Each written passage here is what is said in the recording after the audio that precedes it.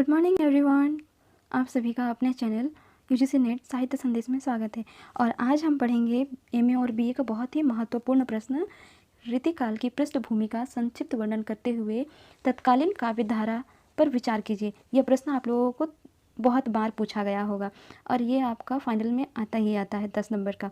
तो चलिए हम इस प्रश्न को हल करते हैं, यानी कि समझते हैं कैसे। और प्रश्न जितना कठिन लगता है उतना कठिन होता नहीं है। चलिए हम आज चुटकियों में समझेंगे। उससे पहले राजन राज जो है, इन्होंने मुझे कहा था कि 23 से 27 की सिलेबस में के लिए मैं एक वीडियो बनाऊं। तो मैं इस पर काम कर रही हूँ। मुझे जब मेरे हाथ में आएगी जब सिलेबस, मैं इस पर एक वीडियो ज़रूर बनाऊंगी आपके लिए, क्योंकि आपने मुझे मैसेज किया था और चैनल को सब्सक्राइब भी किया था। इसके लिए आपको तहे दिल से धन्यवाद। और हमारे लिए सभी सब्सक्राइबर बहुत ही अनमोल हैं, अमूल्य हैं। आप सभी चैनल को लाइक, शेयर और सब्सक्राइब जरूर कीजिएगा। तो चलिए दोस्तों, हम वीडियो को स्टार्ट करते हैं। आज हम समझेंगे रीतिकाल। रीतिकाल में हम देखते हैं आगे। हिंदी साहित्य के इतिहास को 4 चरणों में बांटा गया है। आप सभी जानते हैं 4 चरणों में बांटा गया है, विभाजित किया गया है, जिसमें तृतीय चरण को रीतिकाल की संज्ञा दी गई है, क्योंकि इस काल में रीति यानी शैली पद्धति पर कुछ न कुछ लिखने की प्रवृत्ति कवियों में विद्यमान थी। प्रत्येक कवि ने अपनी रचनाएं रीति के सांचे में ढालकर प्रस्तुत की। हिंदी साहित्य का उत्तर मध्यकाल लगभग 1643 से 1843 तक माना जाता है, ठीक है, जिसमें सामान्य रूप से श्रृंगार परक लक्षण ग्रंथ की रचनाएं हुआ करती थी। नामकरण की दृष्टि से विद्वानों में पर्याप्त मतभेद का विषय रहा है ना। मिश्र बंधु कहते हैं कि मैं तो इसे रीतिकाल ही कहूँगा, अलंकृत काल ही कहूँगा, जबकि आचार्य शुक्ल इसे रीतिकाल और विश्वनाथ प्रसाद मिश्र कहते हैं श्रृंगार काल की हम कहेंगे।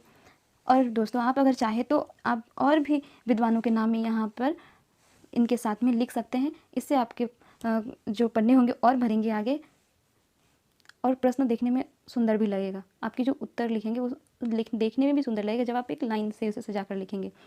आचार्य शुक्ल क्या कहते हैं? इन्हें उत्तर मध्यकाल कहते हैं। और उसके बाद इसका रीतिकाल फिर से दोहरा नामकरण करते हैं। विक्रम संवतों में 1700 से 1900 तक का समय सीमा मानते हैं, और उसे ईस्वी में जब बदला जाता है तो 1643 से 1843 तक हो जाता है। चलिए हम आगे बढ़ते हैं। हिंदी साहित्य के अंतर्गत रीतिकाल इतिहास की दृष्टि से शाहजहां के शासन के अंतरकाल में स्वाधीनता संग्राम के प्रारंभिक उन्मेष काल तक प्रसरित मान्य है। रीति शब्द विधि, प्रणाली, पद्धति अथवा परिपाटी के अर्थ में प्रयोग होता है। रीतिरात्मक काव्यसम लिखकर वामन ने रीति को ही काव्य की आत्मा माना। रीति से उनका अभिप्राय उस रचना प्रणाली से है जो काव्य सौष्ठव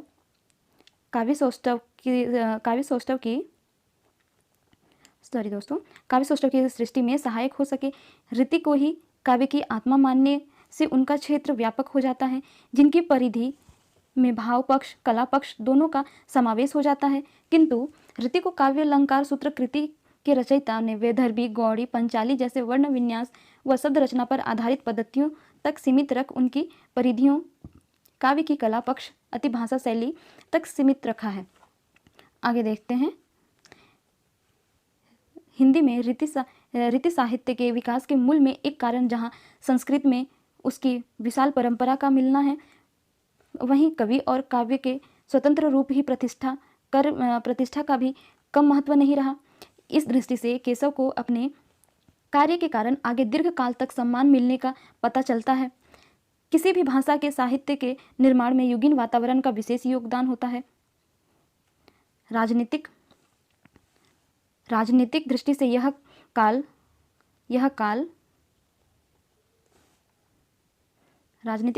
काल मुगलों के शासन के वैभव के चरमोत्कर्ष और उसके बाद आगे लगातार हो रहे ह्रास, पतन और विनाश का युग कहा जा सकता है। यदि यही वह समय था जब शाहजहां के शासनकाल में मुगल वैभव अपने चरमोत्कर्ष पर था। अपने शासनकाल में जहांगीर ने राज्य का विस्तार किया। इसकी वृद्धि शाहजहां ने इतनी कि उत्तर भारत के अतिरिक्त दक्षिण में आदमनगर, बीजापुर, गोलकोंडा राज्य तथा उत्तर पश्चिम से सिंध के लहरी बंदरगाह से लेकर असम के सिलहर और अफगान के विस्त जिले से लेकर दक्षिण में ओसा तक इसकी राज्य स्थापित हो गया। राजपूतों ने भी उसकी अधीनता स्वीकार कर ली। इस बीच 1643 में शाहजहां की मृत्यु होते उनके पुत्र की सत्ता के लिए संघर्ष शुरू हो गया। अब वैभवशाली सम्राट पतन शुरू हो गया। यह संघर्ष औरंगजेब के बाद से चला रहा। अब मुगल सम्राट नाम भर के लिए रह गए थे, वास्तविक सत्ता अंग्रेजों के अधीन हो गई। उधर समाज में सामंतवाद का बोलबाला था। अल्पायु में लड़कियों का विवाह प्रचलित हो गया। विलासिता बढ़ने लगी। विलासिता बढ़ने से धार्मिक आस्थाओं का दृढ़तापूर्वक पालन करना कठिन हो गया। राजाश्रयों को सम्मान मिलने के कारण साहित्य और कला की अपेक्षाकृत अच्छी रही, किंतु आश्रयदाताओं के विलासी होने के कारण ऋतुकालीन कवियों ने अपनी विलासपूर्ण भावनाओं पर भक्ति का आवरण चढ़ा लिया।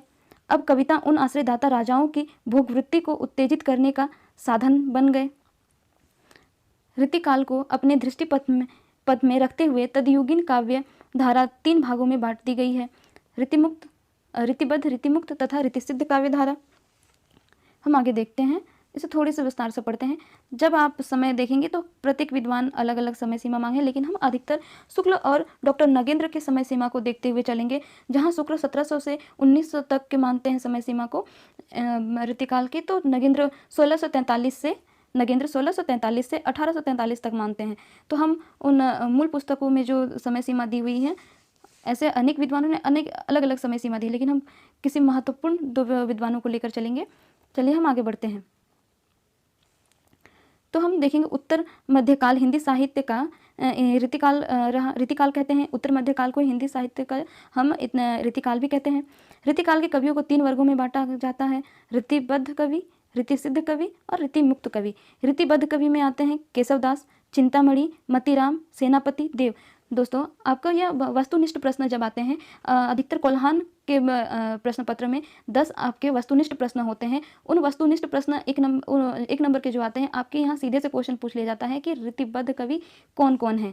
तो फिर आप केशवदास, चिंतामणि और मतीराम, सेनापति देव याद रखेंगे, जिससे आपके प्रश्न 1 तो जरूर सही हो जाएंगे। यहाँ से 3 प्रश्न आपके बिल्कुल सही हो जाएंगे यदि क्वेश्चन सीधे आ गए तो वस्तुनिष्ठ प्रश्न में। ऋतिबद्ध कवि में बिहारी लाल हैं, जिन्हें आप बहुत अच्छे से जानते हैं। रसनिधि आदि इस वर्ग के कवि में आते हैं। ऋतिमुक्त कवि घनानंद है, आलम है, बोधा है, ठाकुर आदि और भी हैं, पर हम कुछ नामों को यहाँ लेकर चलेंगे। अब हम देखेंगे कि इनकी रचनाएं कैसी होती थी, किस तरह की रचनाएं करते थे। ऋतिबद्ध काव्य धारा। ऋतिबद्ध के वे कहलाएं जो ऋतुकाल के बंधन से बांधकर लक्षण ग्रंथ लिख रहे थे, जिनमें केशवदास, चिंतामणि, देवभूषण, मतीराम के नाम उल्लेखनीय हैं। इन कवियों ने काव्यांग निरूपण करते हुए ही लक्षण ग्रंथ लिखे। इन्होंने क्या लिखा? लक्षण ग्रंथ लिखा। और यहीं ऋतिमुक्त में ये ऋतिमुक्त कवि ऋति के बंधन से मुक्त थे, अपनी मन मर्जी से लिखते थे। इसीलिए उन्होंने अपने काव्य का विषय प्रेम कथा को बनाया। इस काव्य धारा के कवियों में घनानंद, जिन्हें स्वच्छंदतावादी कवि भी कहा जा सकता है, या कहा जाता है, या कहेंगे। इस काव्य धारा के प्रवृत्तियों में वैभक्त प्रेम का चित्रण, विरह वर्णन की प्रधानता आदि प्रमुख है। आगे हम ऋतिसिद्ध को पढ़ेंगे। ऋतिसिद्ध में कैसे रचनाएं हुई? काव्यांगों के निर्देश अनुसार काव्य की रचना करने वाले कई ऋतिसिद्ध कहलाएं। जैसे बिहारी लाल का नाम ऋतिसिद्ध कवियों में सर्वप्रमुख है। ऋतिबद्ध काव्य धारा की प्रवृत्तियों में राजश्रयता, नक्सिक वर्णन, श्रृंगार की प्रधानता, नायिका भेद, सांसारिक नीति निरूपण आदि प्रमुख है। दोस्तों, आज हम पढ़े ऋतिमुक्त, ऋतिसिद्ध और ऋतिबद्ध कवि जो रहे, इनके रचनाएं कैसी थी। हम अगले वीडियो में आपसे मिलेंगे इनके कुछ प्रमुख पंक्तियों को लेकर के, जो आपके सीधे प्रश्न परीक्षा में पूछ लिए जाते हैं। और यह भी प्रश्न हम परीक्षा उपयोगी दृष्टिकोण से पढ़ रहे हैं। यदि हम ऋतुकाल को सिर्फ पढ़ने जाएंगे तो क्लास बहुत लंबी होगी और बहुत ज़्यादा विस्तार से समझाना पड़ेगा। हम इसे परीक्षा उपयोगी दृष्टिकोण से एक प्रश्न की तरह, जैसे यह प्रश्न है ऋतुकाल की पृष्ठभूमि, आप चाहेंगे तो यह जो पृष्ठभूमि है सिर्फ ऋतुकाल के बारे में यदि आपसे पूछ लिया जाता है कि ऋतुकाल की पृष्ठभूमि को संक्षिप्त में वर्णन करते हुए आप ऋतुकालीन कवियों के कवियों को विस्तार पूर्वक बताइए या उनकी रचनाओं के बारे में बताइए। तो मैं इस पे एक और वीडियो बनाऊंगी जिस पे आपको इन कवियों के कुछ प्रमुख पंक्तियाँ रहेंगी जिसे मैं लेकर आऊँगी। चलिए हम आज वीडियो को यहीं तक रखते हैं और आप चैनल को लाइक, शेयर और सब्सक्राइब जरूर कर लीजिएगा। धन्यवाद।